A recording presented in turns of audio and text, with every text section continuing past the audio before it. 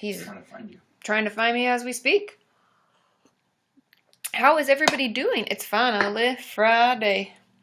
So today, hi Maureen. I taught, that sounds weird, right? I taught my first CEU, which is like a continuing education unit, which is something, oh hi Helen from Estonia. Hey. And Shasha, Cherie, and Nazanin, and Em, and Cynthia. Hey everybody, Michelle. Hi. Hi Maureen, and Michaela, and Connor, and Sadie, Chelsea, Cassidy, Alva, Julianne, Janelle. Hey everybody. Hey Jory, and Rachel. I see you all, Angela and Amanda. So today I taught, from 9 to 11, I taught my first CEU, which you've and hi Angelica, she sent me a little message. Hey. A CEU is a continuing education unit, and mental health professionals as well as medical professionals have to acquire a certain number per year or per 2 years. Like as a therapist, I have to acquire, thanks for the tip, Jess, that's so sweet. Woo. So I taught one of those today about ethics in therapy. And as a therapist, every 2 years we have to acquire 36 hours, just to give you an idea. And so Sean's fiddling with the lights if you hear noise. It's him. But I taught my first one this morning, and I think it went well. It was from 9 to 11. So much in the chat. We had 78 people, I think, watching. Isn't that cool? So I was excited. You're a teacher now. I know, I'm a teacher. Kind of. Ugh. I was really nervous, I'm not going to lie. I definitely had those moments where I was like, that's nice. That looks good. Sean's checking the light. It's fine. It'll be good. But anyway, I was really nervous because I've never done anything like that before, and I've never taught a CEU. And I was like, I don't know why. I talked about this in a video that was actually on. Thanks, Jess R. That was actually on. Remember when I did I had the geneticist. Wow, on my channel a while back. It's on her channel. I forget the name of her channel, though, off the top of my head. Anyway, it'll come to me. Alex Danis. Yeah, is it just her name? I think so. Alex Danis is her name. Anyway, we had a video on her channel about imposter syndrome, and I definitely feel that I struggle with that, because it's like when people ask me to do stuff, like when they asked me to do the CEU, my initial response was like, what the hell do I know? I can't teach that. Oh my God. Oh, thanks, Terrian? I'm probably saying that wrong. Terrian? Let me know, but thank you. Anyway, I was like, what the hell do I know? But it went really well, and they liked it, and they felt good about what I presented, so all is well. Yay! Oh, hi, Kathleen from Dallas, Texas. Natalie, I have an emetophobia video. I already created it. You just have to search for it on my channel. And if any of you are curious, oh, thanks. Thanks, Leah, I think, Leaax. Jess R., you're so generous today. Thank you so much. But, oh, what was I saying? I don't know. Anyone wants to search for a video. Oh, yeah, if you have a question, if you have a video topic, thanks, Sean. Sorry, it's been a long morning already teaching and stuff. I know, already 2,000 likes. Whoop. But, anyway, if you're looking for a particular topic and you wonder if I have it, just search on my channel, because I have like 700 and something, or 800 videos now, maybe. There's a lot of videos. So, search through it and see, because chances are I probably have it. Okie dokie. Oh, and I am coming to Texas in a couple of weeks to Austin, and I'll be doing a meetup in Austin. I have to wait for some other plans for collaborations and stuff to solidify, but I will be coming and I'll be doing a meetup, and I'll let you know the day and time. I'm there from Monday the 23rd through the 26th. I know it's not that long. It's just a short business trip, essentially. Thanks, Emma. It's essentially a short business trip to do some collaborations and to have some meetings and stuff and film some podcasts with people. I'm going to be on some other people's podcasts. So it's really exciting. So I'll let you know. I have 760 videos on my channel. Thanks, Jen. I wasn't sure how many. I knew it's around there. But anyway, I'll be coming to Texas for that, and I'll let you all know so that if you're in the area, you can make your way to Austin and come meet me. Thanks, Jess R. Woo. So anyway, hopefully, I know that Texas is a big you know, it's a big state. I know that things are really far, but hopefully you're able to come. And as I have a good friend in Houston. If I go to visit her, I'll let you guys know and I'll do a meetup there, but hopefully you'll be able to see me. And Jess R., I don't know about VidCon Australia yet. I am submitting my final like proposal to get some like a grant for it, and I'll let you know if I hear back, and I'll keep you guys posted. Yeah, Houston's closer. I know. I mean, it's a huge state, and I recognize that. I've been, over the course of my life, I've been to like San Antonio, I've been to Dallas, I haven't been to Austin yet. So I'm actually excited to go. I've been to Houston, and so I know how large it is, and I'll try to do more stuff, but it's just a really quick trip. Okay. Oh, Pasadena, Texas is by Houston. How funny. Pasadena, we have Pasadena over in LA. Okay, everybody. I'm going to answer a few questions. We're going to talk. You know what? We're just going to toggle back and forth from questions to guesting. Yes, Sean. You should explain you had the conversation with YouNow and how all the tools work. Not the new tools that are coming, but like that the audience. Oh, okay. Sean's reminding. Well, I had a call with I have a contact at YouNow that helped me set this up and helped me know. Thanks, Cynthia Bella. Woo, woo, woo. Anyway, I had a call, and there'll be some things that hopefully will be changing in the future, and we'll have more tools as a community because we've reached some goals, but I'm waiting for the finalization on a lot of that stuff, but that could be really exciting, so keep your fingers crossed. Super stoked. But they did let me know a couple of things. They're really impressed with the amount of interaction in our community online, which is awesome. And they were saying that, like, you guys capture the most moments, like clicking on the screen and capture the moments, and the likes are, like, out of this world. And so I wanted to applaud you because that was why they reached out, because they were like, wow, you have a really interactive audience and everybody's asking a lot of questions, and they're going to hopefully implement a way for me to pause the chat because they were kind of trying to get feedback from me. And so anyway, it's really awesome. And so there are a lot of different things you can do to help promote the community even further. And like I said, there's the capture a moment, which I think is the thing. If you look at the bottom, it has like your thumbs ups, and then it has the little like greater than sign, and then it has the loop-de-loop with the play button in the middle. That's the best way I can describe it. And I believe the little greater than is like when you share it, and then the loop-de-loop is when you capture a moment. And so they say that those are really important for growth of a YouNow channel / network, and they were impressed with our numbers, but I think we can blow them out of the water. So anyway, I wanted to let you all know because I'm really impressed and proud of our community, and it's awesome when people recognize how interactive we are and how much of a community we are. So yay. But anyway, so I want to share that with you, and I'll let you know as things move forward if we get the other tools. I've been pushing them to give me more access to things. Like I want to have a link, so if you wanted to buy, wrong shoulder. If you wanted to buy the posters, can you see them? I always go the wrong way.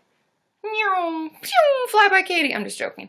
Anyway, but if you want to buy the posters, they'll give me the ability to have links. You know, when I say, oh, Sean will put the link in the chat, and then it just like flies through. I can put links that come across the top and the bottom of the screen and stuff like that. So stay tuned for more cool things like that make me excited. Okay?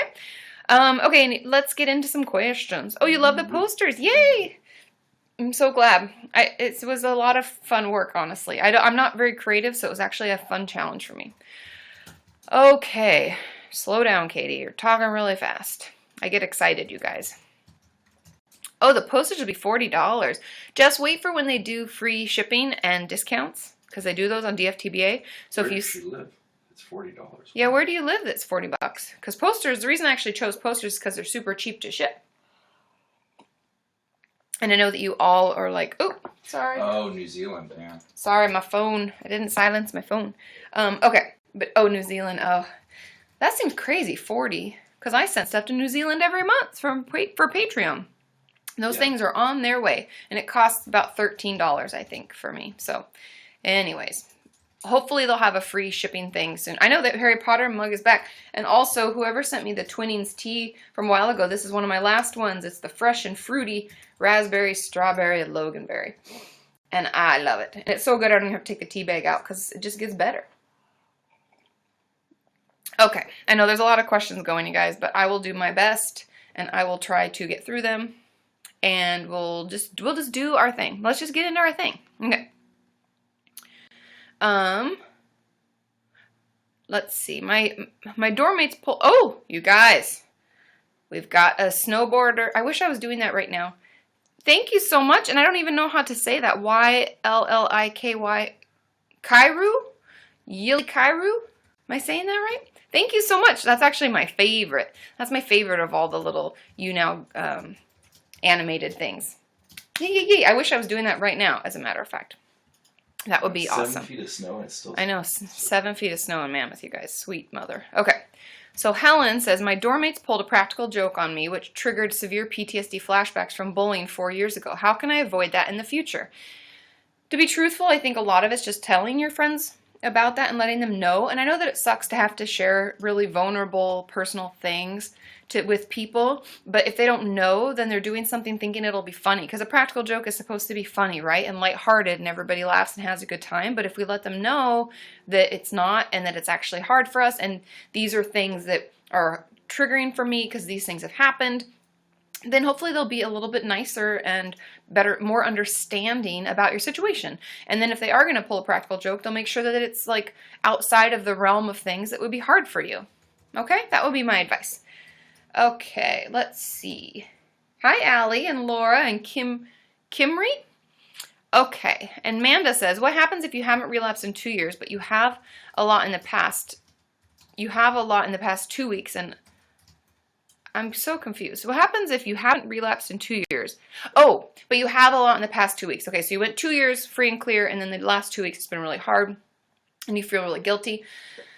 The thing about the guilt and recovery and counting the days and everything like that is that we feel like all is lost. Like, okay, we went 2 years without, but now the last 2 weeks it's just been shit, and we're just doing, we're relapsing and blah, blah, blah. Will you get that Muhammad person thinks he's spamming the chat? Just right click his image. Got it. Boom.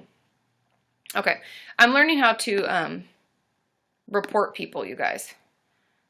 And so I just reported somebody. No, it's okay. So anyway, if you're having trouble with that, I encourage you to change the way you talk to yourself about the relapse, because slip-ups are normal. Relapses are okay. If we go through really stressful times, even my clients who have been recovered forever might have those thoughts come back and those urges come back up. But if we put ourselves down because of it, it just makes it worse, right? And it makes us feel shittier. And so I would encourage you to change the way you talk to yourself about it and know that we all go through hard times, and that we're going to try again tomorrow or the next hour or the next moment. We're going to try again, and know that that's completely okay, because it's a process, right?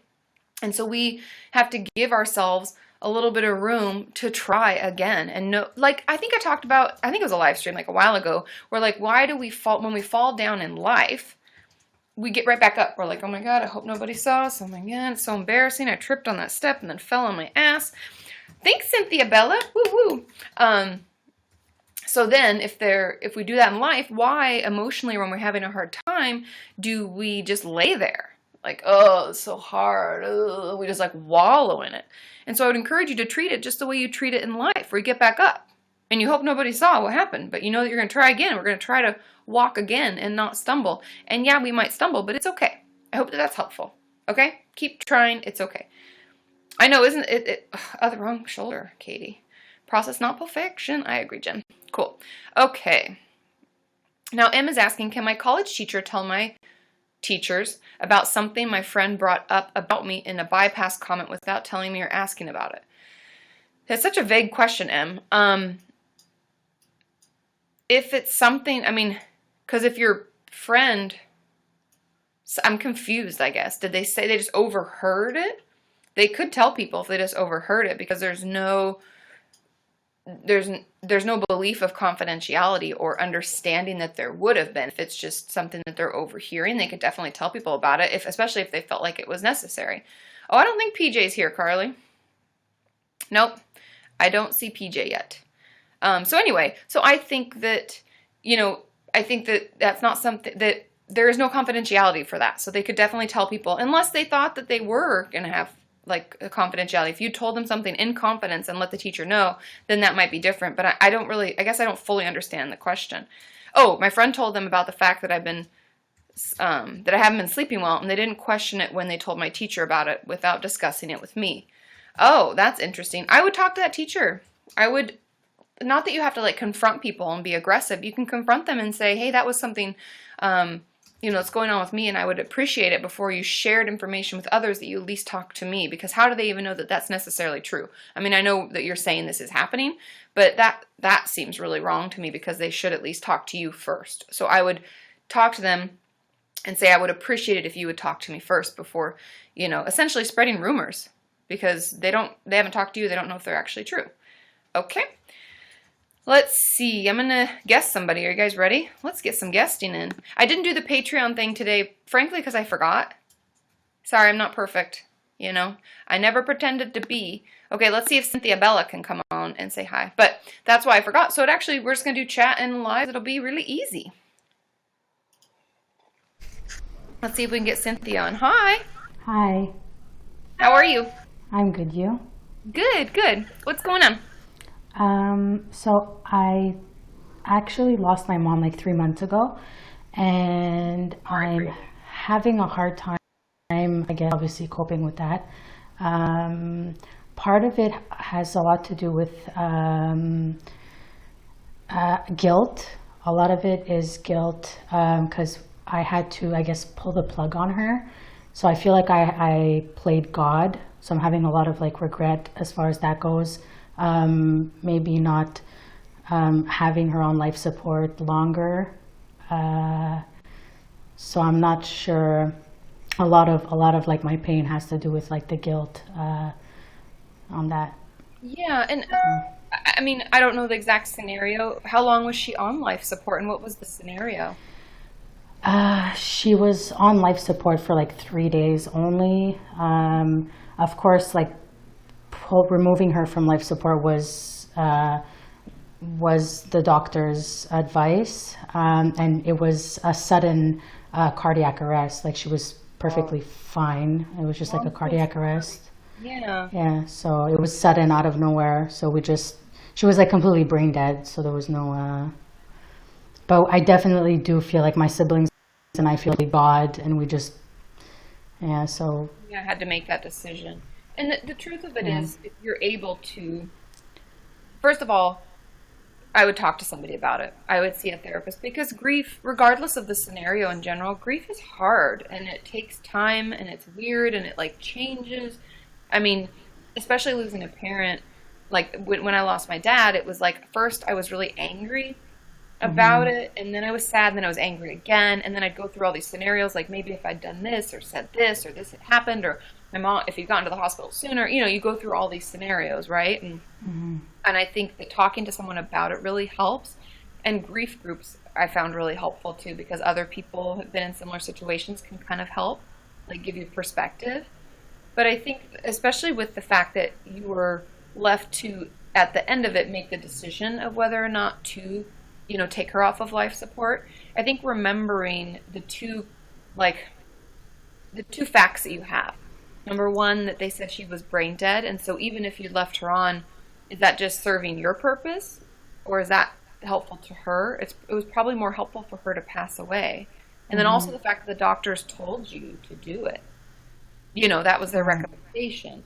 And I think maybe reframing the way you talk to yourself about it, and instead of saying to yourself, I played God, or I chose to do this, you can instead think, I did what was best for her, because that's what the doctors told me, and what kind of life would that have been for her if I didn't, and trying to rephrase it like it was the last loving thing I could do for her.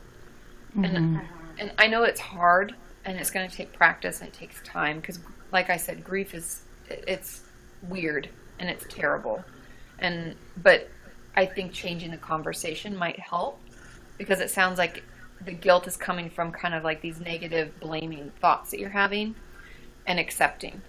And so writing them out maybe, and arguing back with like loving comments, because it's not like you did anything malicious to your mother. It was because of the situation, right? Right. And I think it's good to talk with your siblings about it too, because they understand, and if you have good relationships with them, it can help to vent and talk with them. And just give yourself time. That was so sudden. Not that because my dad's death wasn't as sudden, it was slower. Not that made it any easier. It's just different. And I feel like you haven't even had time to process maybe that it happened, And so give yourself that time. But if you're able, I would see someone and start talking to someone, or join a group if therapy itself is difficult or too expensive. Those are things that helped me personally. Okay.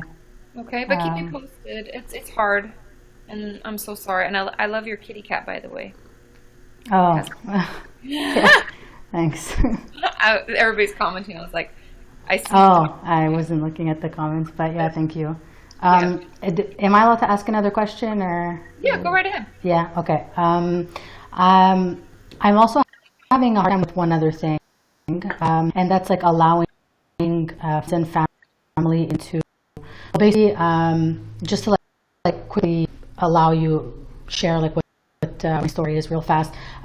I'm also going through like a breast cancer scare right now, and I'm having a hard time, I guess, sharing that with like my loved ones. So I'm kind of like keeping that from them, if that makes any sense. Just because I'm someone who like doesn't like to put like my problems onto anybody's shoulders and like be the burden and stuff like that. So like I'm kind of like keeping that. Like away from them. So I'm like dealing with that like kind of on my own. So I'm not sure like how to go about like letting them know and stuff like that. Like I even had like a partial mastectomy done like over the summertime, and I don't know how to go about like a lot like letting like my loved ones, my friends and family like in without feeling like a burden, without feeling like I'm pretty much a burden. I don't know how else to say it. Yeah, is it like you don't want them to feel bad for you, and you don't I don't want any of that. And I think people struggle with that, but maybe before you start trying to let people in, maybe consider like journaling or writing out like how they could help you. What would be helpful? Is it just having them around? Is it that you just want them to understand when you cancel last minute, or you know what I mean? Like what is it that telling them, what purpose would that serve for you? Or is it that they want in because they want to help? Because that could be the point too. And I think with that, like while taking the time to decide how it could be helpful, then you can decide who to let in and why. Okay. Okay, and that's where I kind of start. But are they the ones pushing, like they want in because they know something's going on, they try to talk to you about it, or? Well, they know they that's something, because I have like a lot of medical appointments and I have a lot of like stuff like that, and like I mean obviously they sense, like especially like one of my best friends, like he senses that like something is up. Like he knows when I put like a mask on and stuff like that, so he knows that something is up. He just I don't feel comfortable like when somebody hugs me out of like I feel for you, or when somebody, so I'm like a mess, I guess. But no, but I think so I'm going to be a total therapist on you right now. When we struggle to let other people in and let them care for us, it usually comes from like self-worth and like confidence, and because it's part of like we're not worth it, or like I don't deserve it. And I don't know if that's true, but that's what I find most of my clients that struggle to allow people to love on them, because maybe you just need to be loved. Like you're going through a lot, you know. It probably just feels overwhelming. Maybe that's why we're shutting down. But I would encourage you to, even if it feels uncomfortable at first, to let someone hug you and try to enjoy it. And maybe notice what it is you tell yourself about it. Is it that I'm not worth it? Is it that I don't deserve it? Like, where is it coming from? Because once we know where that urge to shut people out is coming from, then we can like process through it. But until we know why you don't want people to show you care and support, because I would assume that you would want to show a friend of yours care and support if they are going through something similar. Yeah, I'm always there for everybody. I figured. So why is it that you don't want the same? Like, what is it you tell yourself? And then we can work on that conversation, right, that we're having with ourselves. Because it's probably something to the effect of, like, I'm not worth it. They don't need to worry about me. They have their own stuff going on. You know, I'm not that important. I don't know what it is. But you'd have to notice. Okay. and see if that helps. But keep me posted, okay? Okay, perfect. Thank you so much for your time. Of course, I'm so sorry for your loss, though. I'm glad that Thank you're you. able to do it today. All right, thanks so much. Bye, Cynthia. Bye. Bye. I know it's so hard, you guys, and it is hard sometimes receiving care and love from someone else or other people in our lives. But if any of you out there are struggling with that as well, I would encourage you to do the things that I told Cynthia. Like, think about where it's really coming from and what's fueling it. Are we fueling it with negative self-talk, or I don't deserve it, or any of that, like against our own self-confidence or own self-worth? Are we like talking bad about ourselves? What is it that we're telling ourselves, and why won't we let people love on us? Sometimes people just want to love on us. Okay. Let's see. Okay. Yeah, we got over 6,800 likes, you guys. Okay, now, a couple questions. Jessica says, what treatment should I get for long-term abuse and trauma? Honestly, it depends on there's a couple things. And daily or diet, I think it's daily. Will you ask your question again in just a second? I'm going to answer yours next. I'll look for it. Just give me a minute to answer this question. Depends on, so when it comes to severe or intensive trauma and abuse, it depends on how able we are to stay present, because a lot of trauma processing, like the video I did with Alexa where she talks about the resilience zone. Thanks, Cynthia Bella, and I hope that was helpful. I always hope my tips are helpful, you guys. So depending on how well we can stay in that resilient zone tells us what kind of treatment is available to us. Because if it's really, really hard for us to stay present and we dissociate a lot and we're having an extremely hard time, then we may want to look at a day program or an inpatient program, because that actually will help us the most. It'll help us stay contained and give us the support that we need to really process through those hard things that we kind of want to turn away from and like zone out, freeze, or fight or flight out of, right? If we're in the high or low zone. So there's that component. So that I would consider how able you are to stay present and talk about it. And if you're able to do that most of the time, like let's say 70% of the time, then you could look for a trauma-based specialist, meaning someone who does trauma therapy. They could do EMDR, like we talked about before. They can do schema therapy. They can do family systems, sometimes help if it's family trauma. We can also have somatic experiencing as another type of therapy. So I think that those are the ways that I would look for. I'd look for someone who specializes in trauma. Oh, good. Thanks, Cynthia. I'm glad it was really helpful. Yay.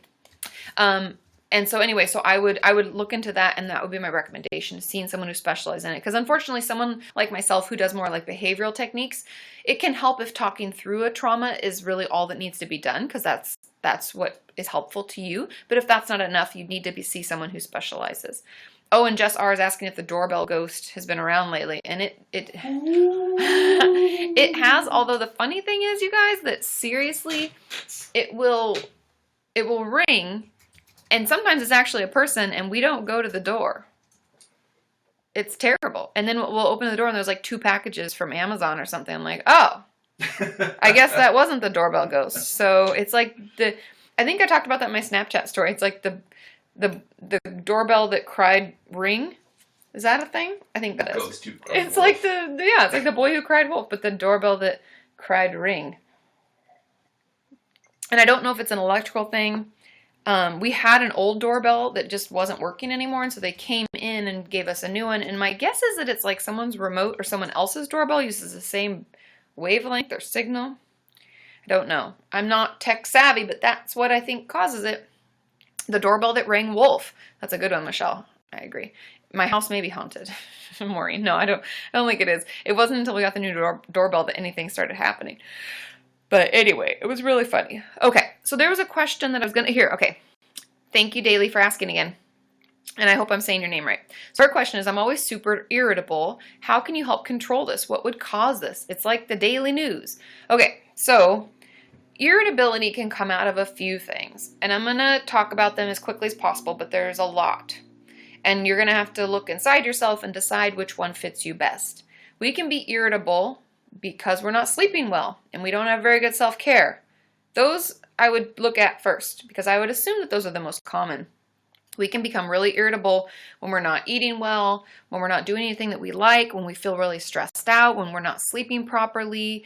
If we have a lot going on, like I like to think of life, and I think I've talked about this before, is like having a certain amount of poker chips. And we wake up every morning with a certain amount of poker chips. Well, if we never got a good night's sleep, we wake up and like, oh, we stumble out of bed and we drop half our poker chips. And we're like, shit. So then I think of poker chips as almost like our ability to stay in the resilient zone. Let's bring it full circle. Back to the video with Alexis. It's like our ability to deal with life during the day.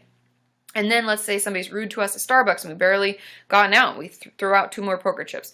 And so if we're not taking care of ourselves, we don't end up with a full hand of poker chips or a full ability to manage life. And so those are the first 2 things I would look at.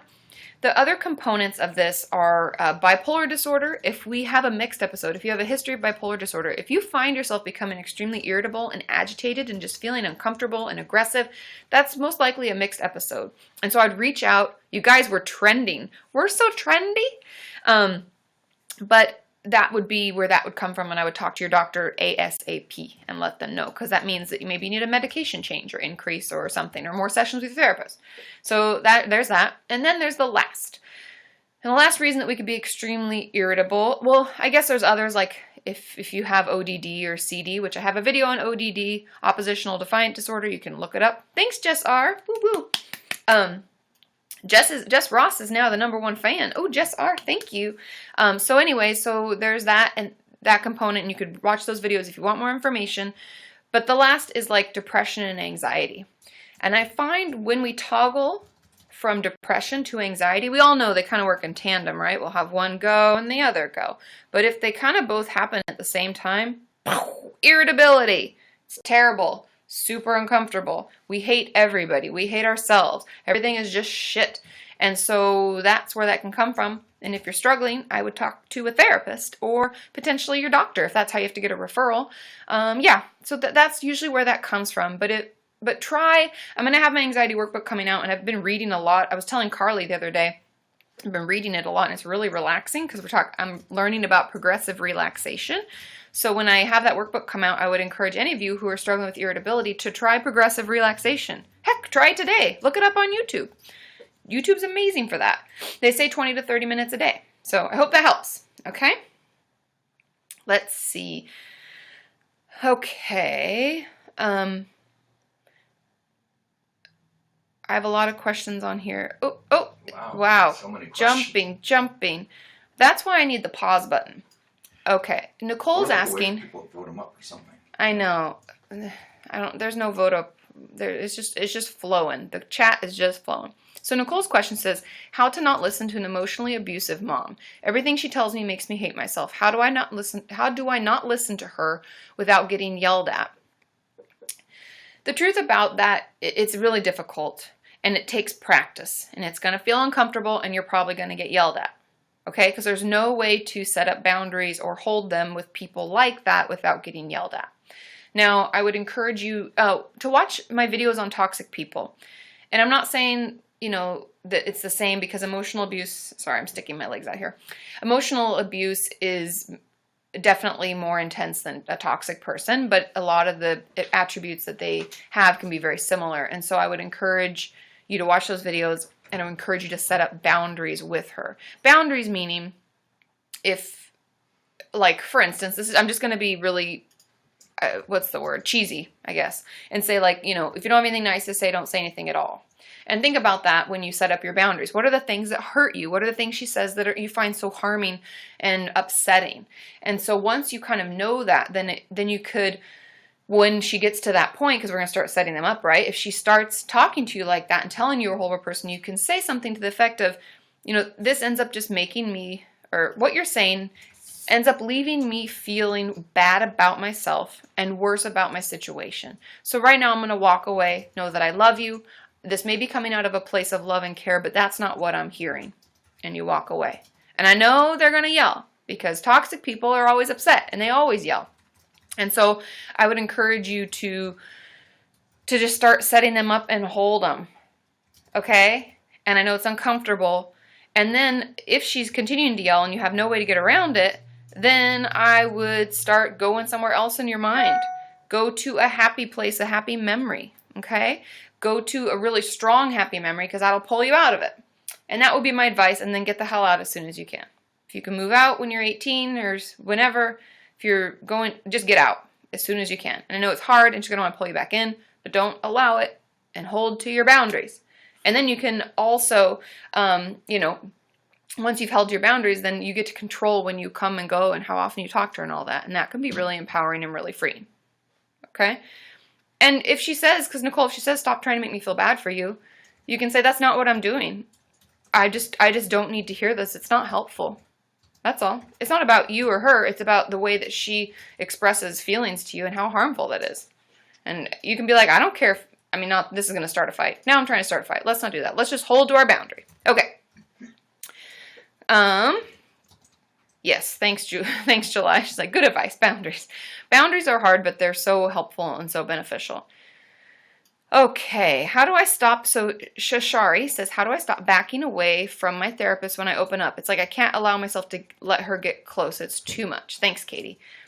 The truth about it is that it's going to take time and it's going to take practice, and it's hard because it feels uncomfortable. But I would encourage you to explore why it's uncomfortable and why it feels unsafe and icky. What is it about that? Have you never had anybody in that close? The last time you let someone in, did you find it really painful when they weren't there for you? I think it's important for us to know where it's coming from. And then if you're having trouble, I would ask if your therapist will work on distress tolerance skills with you. And I will talk more about those in future videos. I actually have on my list of videos to make is more DBT skills. And so I will do more on that so that you know exactly what I'm talking about. But it'll be important for you to learn ways to manage the angst and upset and nervous energy that we can get from letting someone in. Thanks. Oh, cat pooch. It's like a cat and a dog. That's really cute. So I would encourage you to talk about that and to think about that, and then to work on some skills so that you can better manage that feeling that comes up when you let someone in. That way, then you're able to let someone in a little bit more and slowly but surely get more comfortable with it. And it's normal for it to feel completely uncomfortable at the beginning. Don't worry, okay? Oh, yay, Kayla is 1 month clean of cutting. Round of applause, round of applause. I wish I had a little party we could throw. Is there confetti available still? Anybody got some confetti? Let's have a party for Kayla. I think that was mainly because of the new year. But anyway. Okay. Kimberly, I hope you can come back for another video. I got to leave here about 5 minutes. Bye. But I'm glad you got to be in a little bit and see the chat. Ooh, sunsets are lovely. Thank you, thank you. I love the usernames, you guys. And Alexandra, I hope that was helpful. Said she has the same issue. I'm scared to fully open up to her. And I hope that all that stuff was really helpful for you guys. And the thing that's really great about our community is that you get the affirmation that you aren't alone and that someone else has that same question. So don't be afraid to ask your questions because we're all in it together, right? Okay, Alexis Page Higgins, you're up. We're going to guess somebody. Be our guest, be our guest. Put our service to the test. I really did love Sleeping Beauty. Beauty and the Beast, you guys.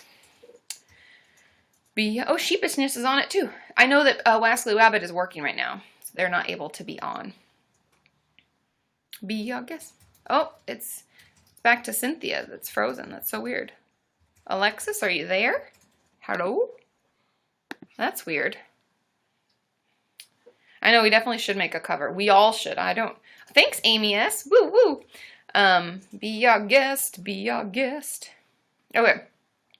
But you guys would all have to sing it with me. It'd be like a group effort. Okay, ready, Emma? We're going to try Emma here. Let's see. Ooh, Strawberry rushed home from the mall. Hello. I'm glad you're here. Let's see. Hi, Emma. Hi. How are you? I'm good. I just had a question. Okay, what's going on? So a couple of weeks ago, I asked in the chat about if I would have to go to the hospital and take a leave of absence from work, and if I would get fired from it. And somebody commented that no, I wouldn't. And I talked to the HR person there, and she said that I didn't qualify for that.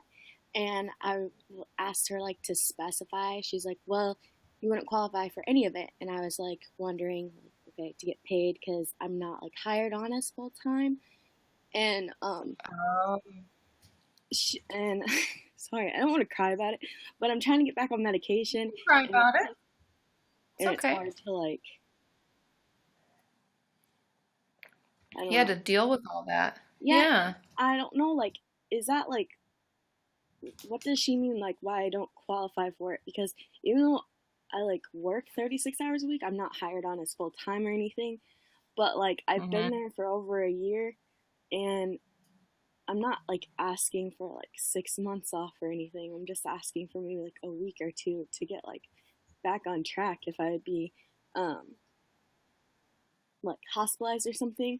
And I just Hmm. don't understand. It's it's a frustration of mine, and it depends on the state you're in also. Because I know California is extremely liberal with that law, meaning that that wouldn't fly. I assume you're not in California. No, I'm in Illinois.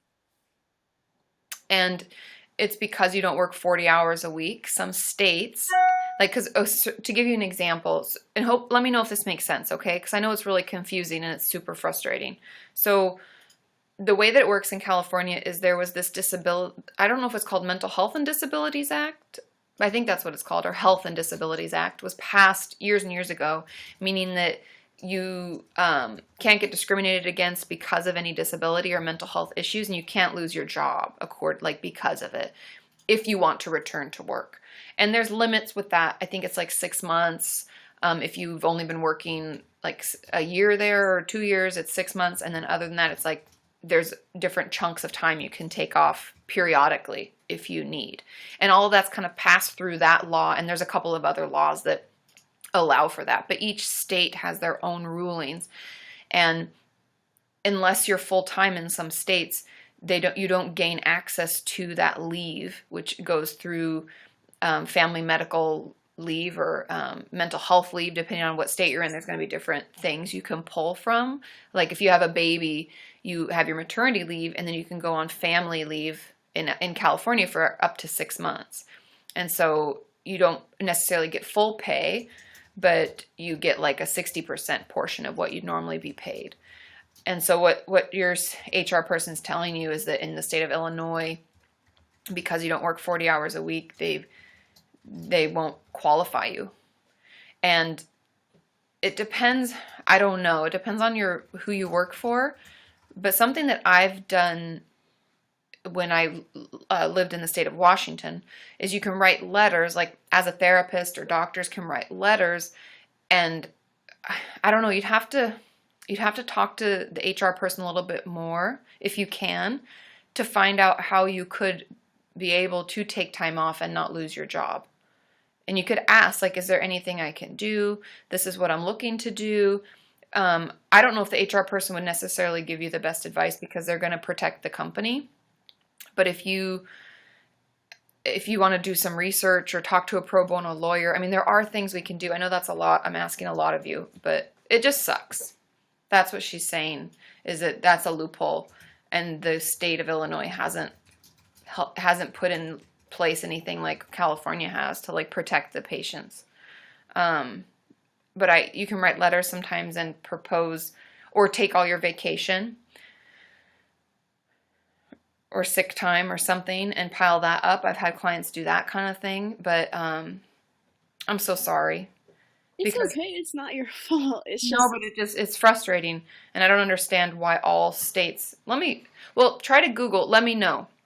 Try to Google like a Disabilities Act or Health and Disabilities Act in Illinois, and start reading some of the case law or asking around, or there are things we can look into. Do you have a therapist that you're seeing? You might ask them. Okay, maybe look into that first. Why don't we try? Has she looked? That's just out of curiosity, because there is some stuff online. Oh, Sean's looking up stuff right now. But if he finds a good link, he'll put it in the chat for you so you can read. But it's good to know your rights. Just so all of you listening, everybody that knows that. Oh, and people are putting, the Family Medical Leave Act of 1993, Airborne just put in there. So I think that it's good for us to kind of look into what our rights are, because we do have them, and every state is a little bit different. But it doesn't mean that you can't get help, okay? We'll figure it out, Emma. Yeah, Sean just put the link.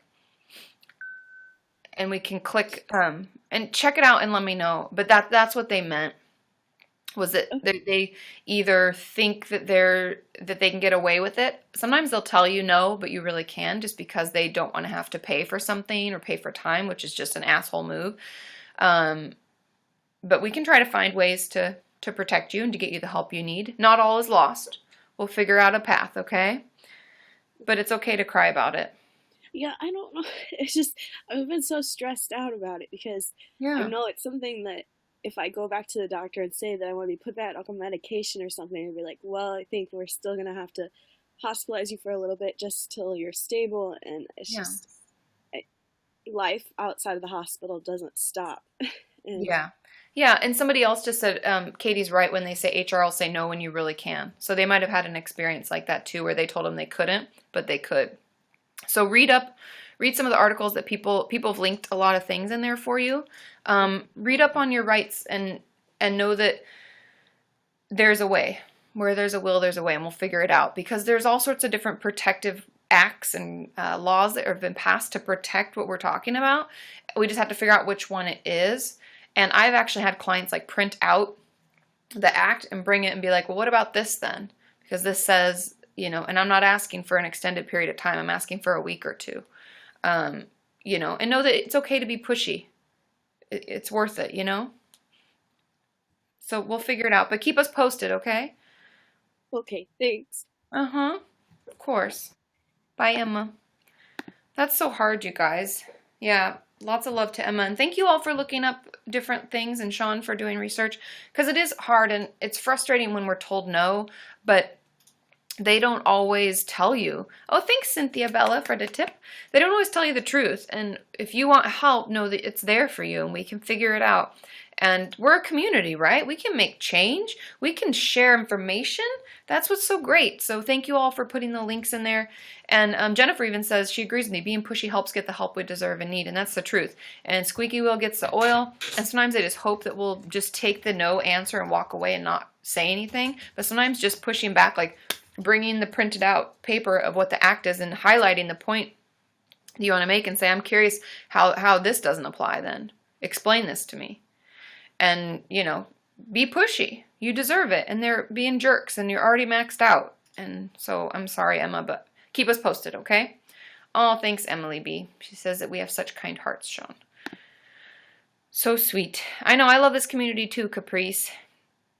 Oh, and Emma, Cynthia Bella, it's Cynthia05 Bella, says, get a hold of me, I can help you. Yay! See? So how do you do that? If you click on Cynthia's, so she's up here at the top. If she clicks on her name, then she can go to... She can fan her, or they can get in contact. Yeah. Via YouTube. Something I think Cynthia Bella, if I recall, has a very similar username on YouTube, if I remember correctly. Okay. Let's see. Oh, Jennifer's flipping someone else's question out. Soe says, what was her issue? She was trying to take leave at work to take care of her mental health. And she'd asked last week if they could fire her for taking time off, like a week or two. And we were like, no, they can't. You need to talk to HR and check ahead of time, but, it'd be discrimination. And she went to HR and they told her that she didn't qualify. And so we don't know if we believe that, and we're going to fight back. Okay. Now, Jennifer's flipping a question that Michelle asked that says, do you have any advice for survivors of sexual abuse or assault going for a pap smear /test? Ooh, that can be hard. And that can be really stressful. And trust me, no one likes to go for those at all. Nobody, ever, in the history of man and woman has wanted to do those ever. Okay? So, yeah, of course, Cynthia. And Cindy says, thanks for letting Emma know. I'm glad that I caught that I caught your comment. The thing about pap smears that we'd have to do if we have a history of anything, even if it's just really triggering to go, like if we have a history of sexual assault or abuse, I think that it's important for us to work with a therapist if you can. If you can't, let me give you some tips and tools. We're going to try some slight exposure therapy, okay? So we're going to close our eyes and we're going to imagine that we're getting in the car and we're going to the doctor's office and we're going to notice how we start to feel. Is our anxiety rising? Are we feeling overwhelmed? Stop. Open your eyes. I'm back at home. It's okay. Feel your chair. Feel your feet on the ground. And we're going to slowly move ourselves up to getting there first in our head, where we imagine that we're there and we're getting a pap smear and going through it, to actually going to the office, sitting in the waiting room. I know this is going to sound weird, but it's completely okay. Just sit down in the waiting room and then just get up and leave. It's totally okay. Thanks, Robin B. Woo woo. And so we slowly will expose ourselves to the triggering event until we go. And I would also encourage you to tell the nurse and tell the doctor that it's really hard for you and why. And if you can't really tell them in person, maybe tell them on the phone or bring in a letter or anything to get your point across, because it's completely normal to feel triggered or stressed out or have an anxiety attack, especially if we have a history of sexual abuse or assault. And so that would be my advice. And working with a therapist is best, because we're going to try to learn relaxation tools. I'll have some in my anxiety workbook when it comes out. It takes a while for the workbooks, you guys, but I am working on it. So that's my advice for that. And if anybody has any other tips and tools, let us know in the comments, okay? Oh, I'm glad that was helpful. Woo, woo, woo. Oh, Shashari wants to know, Sean, what's it like being married to a therapist? It's amazing. I love it. The truth about it is, though, and I don't know, Sean, you can weigh in on this. Okay. The truth about it is that I'm not therapist Katie in life. No, not at all. Like, I think I'm actually the opposite. Yeah, you turn it off. Yeah, and I think that that's kind of important, and that's part of, like, my own self-care, because if I'm, like, in therapist mode all the time, that's fucking exhausting. Heh, my brain would explode. So, that, Michelle says, good answer, Sean. Good answer, so does Nazanin. So anyway, that's that. 11,000 likes, you guys, and 322 viewers. And that rewind button is going up. And our rewind button, yeah, the rewind button is what they told, that little loop-de-loop with the play. They were like, that's important. I was like, what does that mean? But we have 43 of those. That's huge. Look at us go. Look at us go. Okay.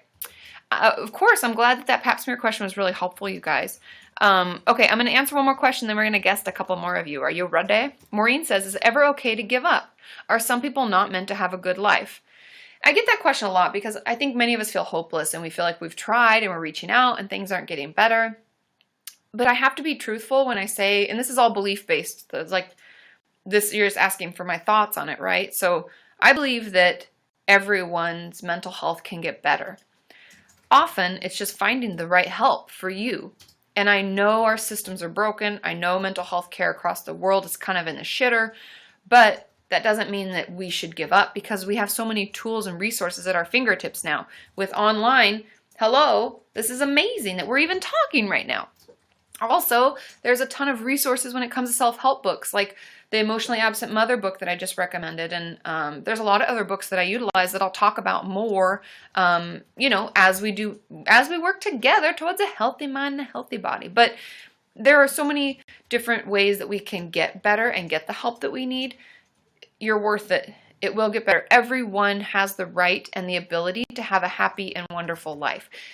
That may look different from person to person, because I'm never going to have Kim Kardashian's life. Let's just be honest. Wait, what? You're not Kanye, Sean. I'm sorry. Actually, be really once, grateful. So yeah, Sean did meet him years and years ago. Yeah. But everyone's life is going to be different, right? And so I think it's okay for us to recognize that our life might not be the best life if we're comparing it to other people, but we need to just compare it to our own. And each day, I would encourage you to look back yesterday and see what's a little bit better, because you're worth it and it will get better, and there is help available. It's just finding the help that fits best. Okay?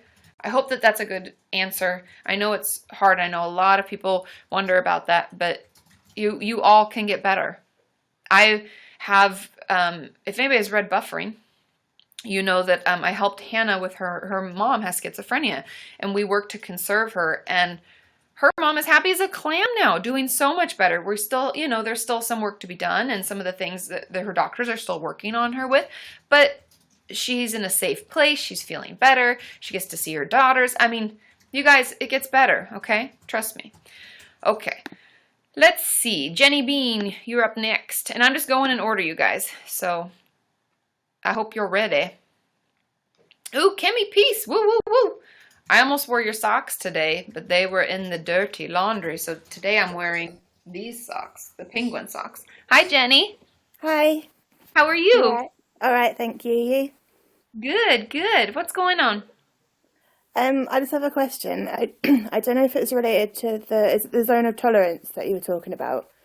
Um, is like being unable to cope with pressure kind of related to that? So like Mhm. pressure from situations or pressure from other people or even like from yourself. Yeah, Like the smallest bit of pressure, like I can't send cope you with over it. the top. Yeah, and that's kind of the distress tolerance skills. There's quite a few of them, and I think I might have a few. If you look up my DBT videos, you might see some in there where I offer up some tips about that. But that is what the distress tolerance, right, is what you're talking about. And it can definitely it helps you manage that. It helps you manage the overwhelm we feel when it feels like nothing's really happened, but something happened, and it just like it, like that last person in the day that's like, I really need this, and you're like, like I can't even take this. I just want to cry. I want to punch you. I want to scream, or I want to do all of those things. Yeah. Um, and so distress tolerance really helps with that. And just to give you like a quick idea of what that means. Have you ever done those before at all? No. So distress tolerance, there's a couple things within DBT itself, and then there's also the component of self-care. So making sure you're taking care of yourself can increase your ability to handle distress. But some of the things that we do in DBT are like they call it back burner, where you actually tell yourself, you're like, I can't deal with this right now, so I'm going to put it on the back burner and I'm going to come back to it later. And this is why I can't deal with it, because right now I'm working on blank. And it sounds weird, but it's like we have to change our internal conversations about stress or pressure so that we can manage it. Because otherwise it just feels like a buildup, right? And so if we kind Yeah. of like, I don't know, it's almost like we're just breaking it down and like organizing it. And we're like, hey, I can't do this right now, but I'm going to do it later. And there's a couple others. Let me pull up my document here. But sorry, I've got it in my Google Docs. I've got to search for it. But I want to say, I think, is Dear Man under that? Okay, so here we go. I have this little worksheet. So there's a couple of them. There's like, instead of working from our emotion mind, we talk a lot about this in DBTs. Instead of working from like our emotion mind, which is like, oh my God, this is terrible, we try to work from wise mind, which is like when we try to slow things down. We try to, and they talk about how there's a ton of acronyms in DBT, and one is accepts. And so this is part of the self-care. So this is why I need to pull it up, because I can never remember them in order. But accepts is activities, like distracting yourself, doing something, an activity, getting out.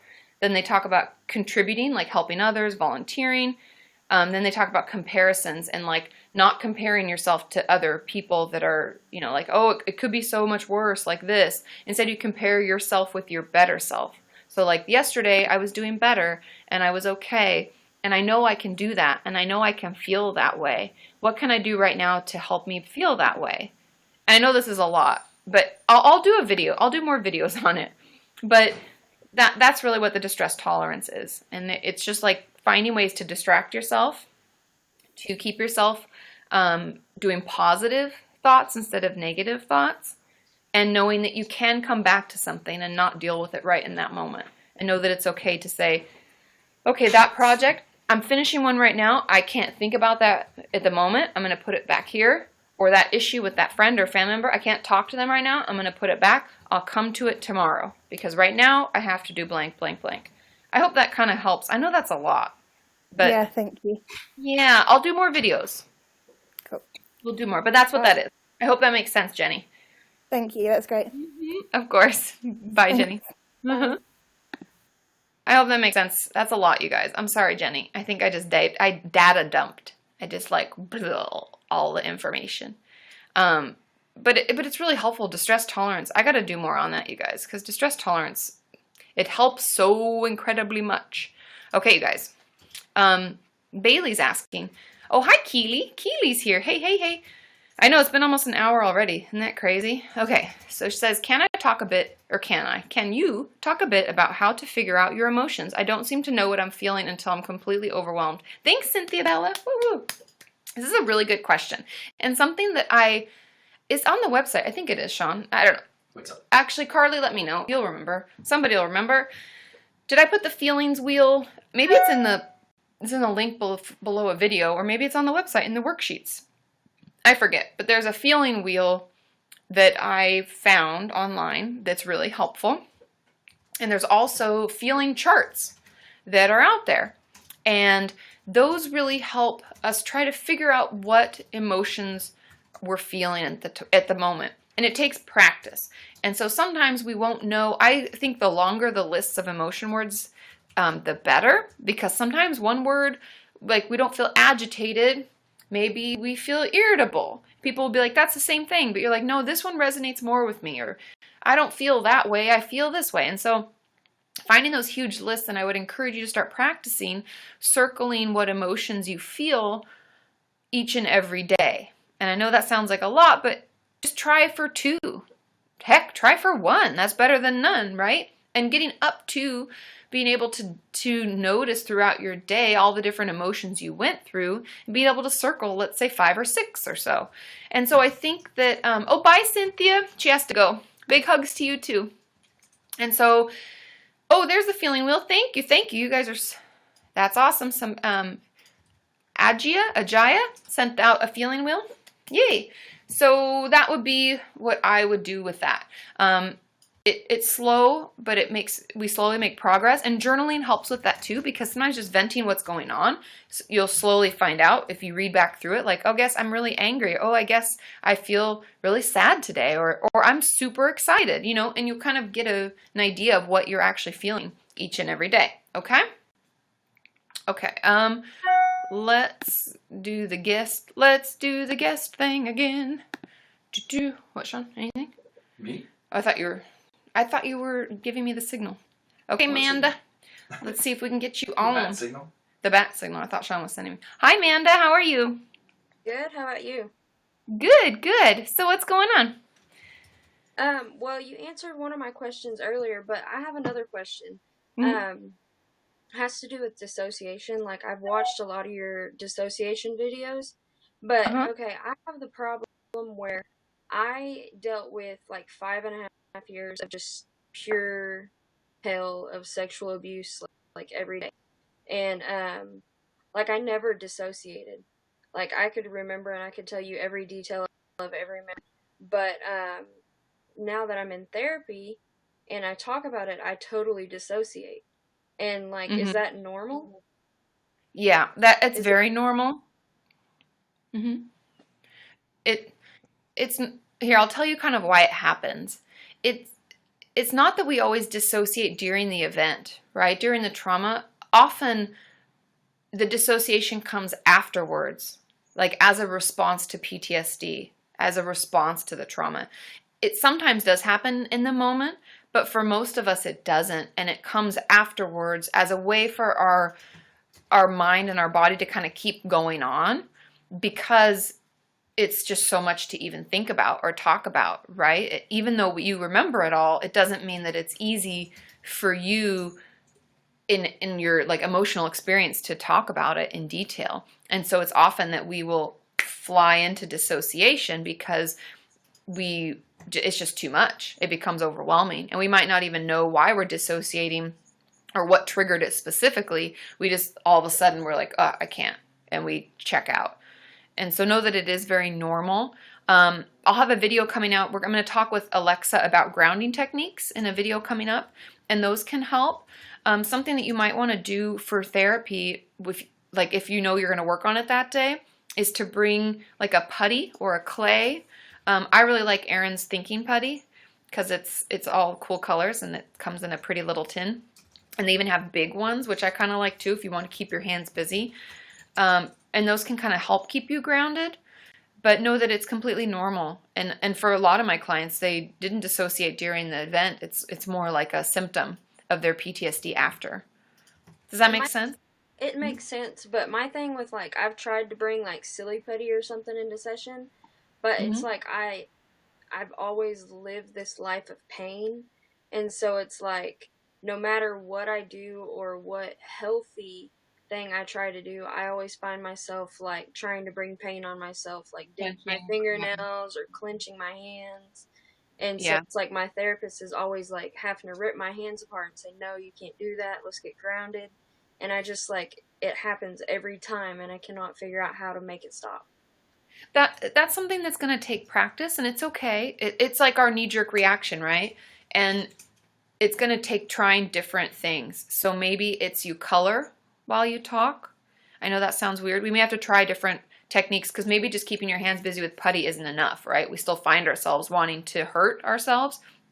I don't know if your therapist is okay with it. There's mixed thoughts about it, but like having rubber bands on your wrist and snapping them, I've allowed some of my clients to do that just to help manage the urge to do worse things. See, I have two therapists. I have one that I do EMDR with and then a regular talk therapist. Okay. And we try the rubber band thing, but I have a unhealthy habit of turning a positive coping skill into a negative, so I would do it too hard. Okay. So, yeah. So maybe that's not the thing that will work. But we'll have to try different things. I would encourage you to try coloring during it, which I know sounds weird, but that sometimes helps. I love the adult coloring books. I love them. Yeah, me too. And I just got a new one in the mail. I've got it right here, and then I've got this one. I think I have that one. Oh, do you? One. This Yeah. one? Yeah. Yeah.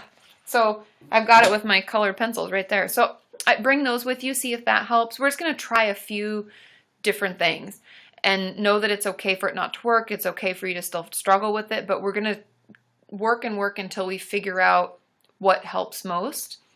And also it might be interesting for you to talk a little bit about what giving pain to yourself does for you.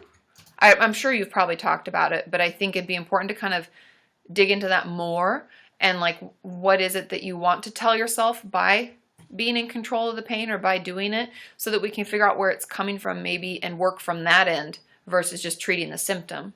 Do you know what I mean? Yeah. But it sounds like you have a team, and that's really great, and things will get better, and what you're going through is completely normal. We just have to try some different techniques, and maybe there's other things, that we do. There's like a new fidget cube somebody had mentioned too, and I have, yeah, the fidget cubes are great, but it sounds like something like that. Maybe we need something that does not only hands, but also head. Oh man, I that's, need these. that's why the coloring would be, maybe helpful, because you have to focus a little bit. Yeah. I guess my main question was just wondering if that was normal to not dissociate during the abuse, but dissociate in therapy now that the abuse is over. So I guess that was my question. Yeah, and that is normal. It's just, the dissociation is often just a symptom of the PTSD later on.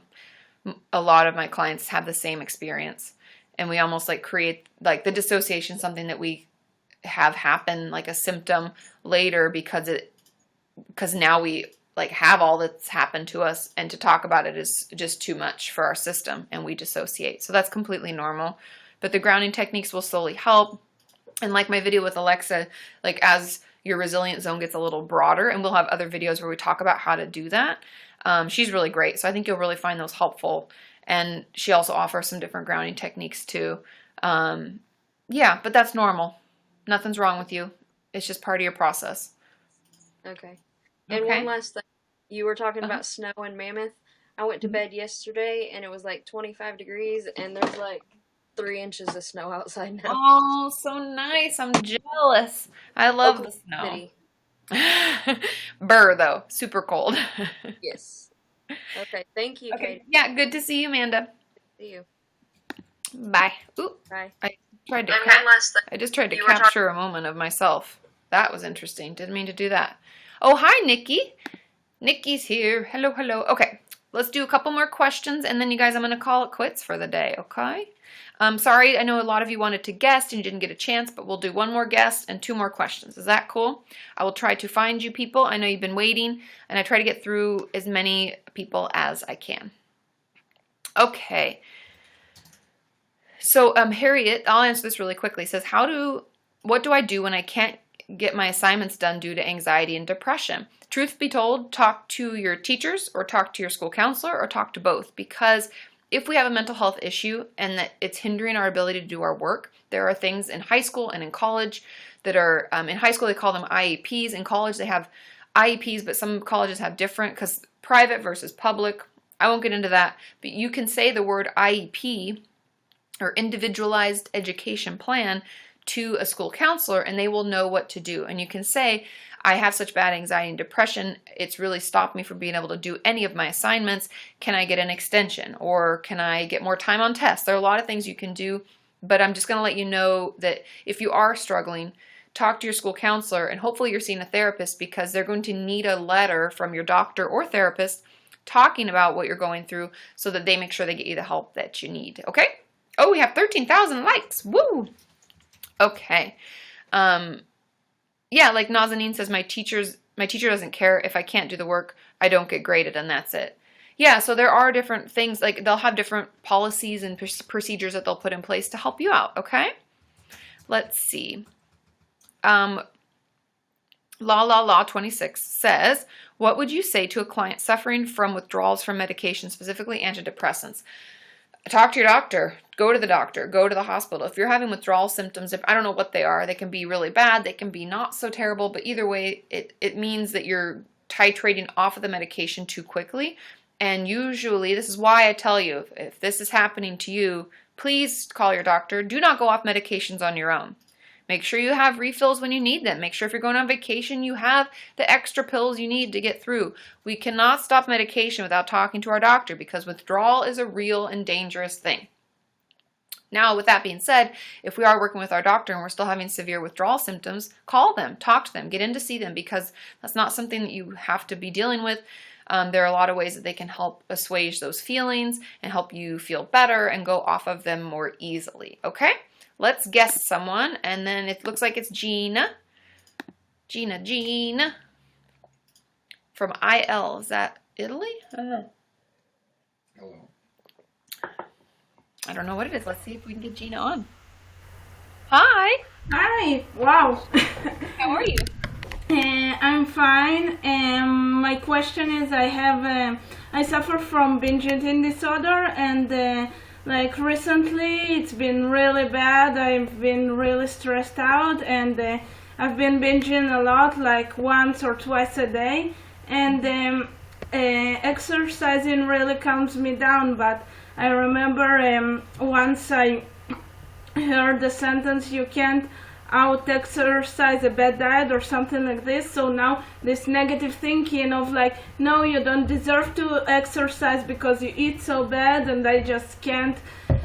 Exercise really calms me down, but I just can't go to exercise. So this cycle just continues and I can't get out of it. Yeah. Something that might help, and you can let me know, is talking back to that a little bit. And I know it sounds silly at first and it's hard, but you know, like you just said, I know that it helps me like relax. It helps me get my stress out. I would encourage you to write out like reasons that I enjoy exercise and how it helps me. And I read that over and over. And I know it sounds weird, but we're kind of like that one bad thought has gotten into our head and it's like ruined our coping skill. And so we have to go back and like almost reprogram ourselves to believe how helpful it is, because it is helpful. And I would also encourage you to see if you can come up with like one or two other things you can do that are helpful. Mm-hmm. Like, I don't know if journaling helps or listening to music. Or coloring also. Yeah, see, coloring's so great. So yeah, maybe you get yourself a new coloring book with new crayons or new, I don't know why, I love new crayons or new colored pencils. They're like perfect when you get them. But yeah, treat yourself to that, and then we have to slowly reprogram ourselves to realize that our coping skills are helpful, and we don't have to deserve a coping skill. It's something we do to help. And just talking back to that voice so that you can get that coping skill back should help. And also just while you're at it, talking back to those voices, you might want to talk back to the negative eating disorder voice that tells us how terrible we are and stuff. Because it sounds like that may be kind of where it's coming from. Because it sounds like it might have the same voice. I'm just guessing. But I would talk back to it. Because it's okay. It's all a process, right? And we all go through these tough times where like we can't get out. But we can stop it. And I think adding in a few other coping skills right now too will help you still have something to do while we work to make that other one helpful again. Okay, thanks. Yeah, keep me posted. And where are you from? Where's IL? That's the only thing I got. Israel. Oh, very cool. Well, happy that you were able to get on. Yeah, it's like 11 at night here. Oh, is it late? Yeah, I was just going to say it's got to be late there. Well, I'm glad you were able to be on, and thanks for being a guest. Thanks. Bye. Bye. That's so cool. Israel. I'd love to go there. I know. I'd love to go anywhere. I like to travel. How cool.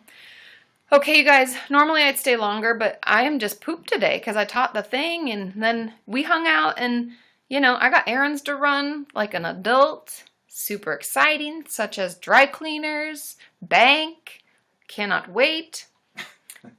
So, yeah. But thank you all so much for being on. Captured moments you got. Oh, yeah, we got a lot of captured moments, you guys. 139. Why don't you sing Be Our Guest and give people a countdown and they can capture that? Oh, yeah, the Be Our Guest. We could. If you sang it. We'll do it next time. Okay. I like to do it when someone's actually going to be our guest. No, but then they could then they would know when to capture it. Yeah, I could give I know adults. I'm so pushy. She is very pushy. Oh, Keely, adulting is not fun at all. Are we 142? Whoop, whoop, whoop. Look at that, you guys. Because that's what they told you on the phone call, that captured moments were. Yeah, on the phone call they said capture moments were very important. I don't know. I don't understand the algorithm. So I'm still learning. What I'm noticing is the thumbs We're still up. learning together. I don't know why Sean tries to just talk over and do things. Nazanin was like, was annoyed with you and it made her laugh. Like my face made her laugh. Okay, everybody, I love you all. Yes, have a Kenyan-tastical Friday, Nazanin. Thank you so much for being on. We will do more of these. I always try to do one at least once a week, but sometimes I do twice, but we'll see. Follow me on Twitter, at Kati Morton, if you want to know when I'm doing these. I also usually post it on Facebook and stuff like that, and I'll put the links to my profile on YouNow there so that people can find it. But if you want to continue the conversation, you can pop over to katimorton.com and talk in the chat. People are there. You can continue talking with all of our wonderful Kenyan people, okay? I love you all. I will see you, at the very least, on Monday. Okay, bye!